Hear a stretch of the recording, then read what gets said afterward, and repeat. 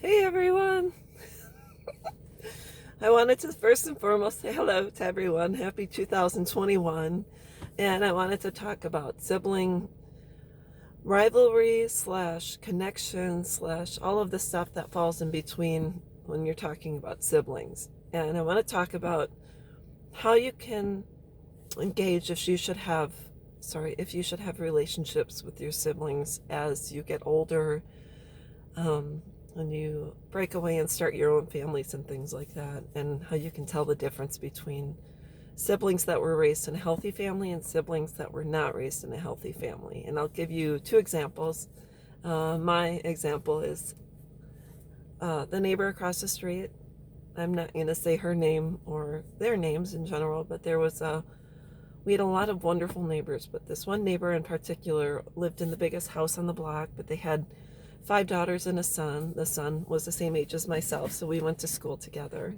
And I would run over to their house, and their house was always filled with love and laughter and camaraderie. And the mom was just an absolute gem. She would sit on the front porch with me, and we would read. She read the Velveteen Rabbit to me, and it became such a special part of my childhood. And I just remember the daughters in the family. They had five girls and one boy, and the daughters, they always just made us kids feel welcome. They would babysit for us and things like that. So you'd walk into their house and it was just warm, just a wonderful place to be. It was one of the best memories of my childhood.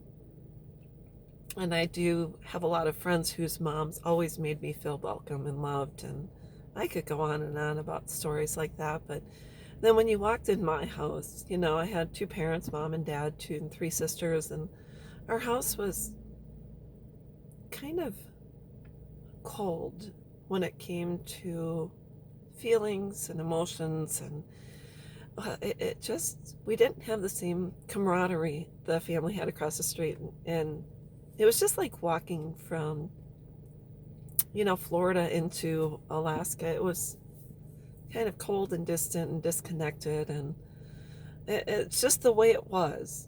And so in the family across the street, even as adults, these girls, the daughters and also the son, they have relationships and they love one another, and they're happy to see one another, and they spend time with one another, and there's just really a lot of love involved. And then when you're raised in a family like mine, my dad was an alcoholic, and he did not really talk with us a lot when we were kids. Of course, we'd go fishing, we'd talk when we were fishing, but there's not a lot of I love yous or you're special or you're wanted or, I'm proud of you and things like that. It was just kind of a disconnected, four walls, but not filled with all the stuff my neighbor's house was filled with. So, in our home, there's a lot of pitting us kids against one another. My mom primarily did this, and as we got older, she'd say, "Oh, your sister so-and-so is doing this," and whatever the case may be, and you got to talk to your sister about this and that. And as an adult, I finally said, "Mom, if you have a problem with so-and-so, you need to talk to them yourself." And my dad didn't really say much, didn't discourage our relationships, but he didn't build them either. So it was, in our house, my mom would always be peeking out the window and looking at what the neighbors were doing and then gossiping and so on and so forth. So you can see families, whether there is trauma or not, how the children pull together or there's a dissension in the family. And all I know is that when I went to other people's homes, I always felt like I was wanted, like I was special, like I was valued. I felt like I belonged, like I was part of that family. And in my own personal home,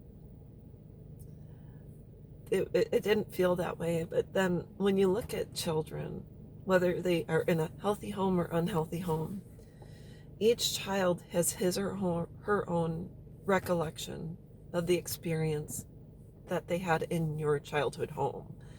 And one child may be closer to mom, and may have a lot of good memories with mom, where the other child may not have had a bond with mom or connection with mom, where they don't have a lot of happy memories.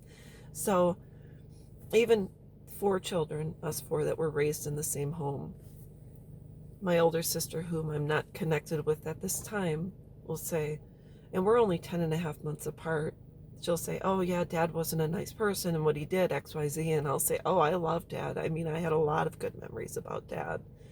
And regarding, because my dad and I were very close, and he was one of my best friends. And so then when it came to my mom, who I did not have a close connection with, my youngest sister did, and she'll say, mom this, and mom is great, and mom this and that, and I'll say, I don't, didn't have that same experience. So, the truth is recently, went through a couple of things, family, we lost my grandma, and my mom has caused a bit of dissension amongst her siblings regarding the inheritance. And I finally wrote my mom a letter, and I said, that's what she's mainly focused on right now, is the inheritance and how it didn't go exactly how she thought it was going to go. And I wrote her a letter, and I said, I really need you to make amends with your family. I need you to apologize. I need you to, put aside what happened, accept it as is, honor your parents, and try and have a relationship with your siblings, because I miss my family. My family, aunts and uncles, cousins, were an integral part of our lives.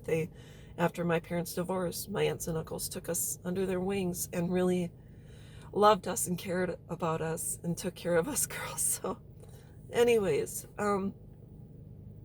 sorry to get so emotional about this, but this is something I'm trying to build bridges with my aunts and uncles again. I want to have relationships with them, and I don't want there to be this disconnect. So anyways, if your sibling writes your mom a letter expressing how they feel, your sibling has the right to do that. And just know that you may not have had that same experience as your sibling, but it does not negate how they feel. There is a justification for it. And whatever the case is, if your sibling writes your parents a letter and says, I need to tell you how I feel, and that's how they feel, the last thing you want to do is, unless that sibling is seriously threatening someone's life, threatening physical, violence, et cetera, you have to look at it from an outsider's point of view and say, you know what, this person has a right to their feelings. Let them feel this way and let them do what they have to do to get healing. If they have to set a boundary with your parent, the parent you're close with, and they're not particularly close with them, that's just the way it is. But then the situation in my case is, I wrote my mom this letter, then one of my siblings said, oh, you were hateful and mean, and mom cried. Well, that's just another tactic for that one parent to get other people on their side again, because people that are raised in dysfunctional homes, the parent that causes the chaos is always looking for an army, is always looking for people to be on their side, will always say, I need you on my side, and so, they hurt my feelings. And that's fine if they say that, but you have to realize if you're close with your sibling and you love them, and they have the need to express themselves, you have to look out, give that person an opportunity to express why they wrote the letter and what's going on. So anyways, best thing you can do, as if you are dealing with situations, if you were raised in an unhealthy home and there was a disconnect between you and your siblings, it's best probably initially, when you reconnect, to come back together and see, like what I did with my younger sister right below me. We were disconnected for 20 years, and I had the urge to call her or to text her, because I was too afraid to call. And I said I would like to talk. And I said, I want us to have a relationship outside of mom. I want you to be the person that I would call if I was sick or had to have surgery or whatever. Like, I want us to see if there's any hope that we could establish something great between ourselves. And we have done that since 2000, I think 15, 16-ish. We call each other, we talk, and we share things with one another, and we're building our trust and our relationship back. And then when we're hurting about something, we talk about that too. So anyways, that's all I wanted to talk about, is if you're raised in a dysfunctional home and you want to have a relationship with your siblings, you should do so outside of your parents if they were the main cause of the disconnect in your family. So anyways, that's all I wanted to talk about. 4 people living in the same household will have different experiences because they have different relationships with their parents.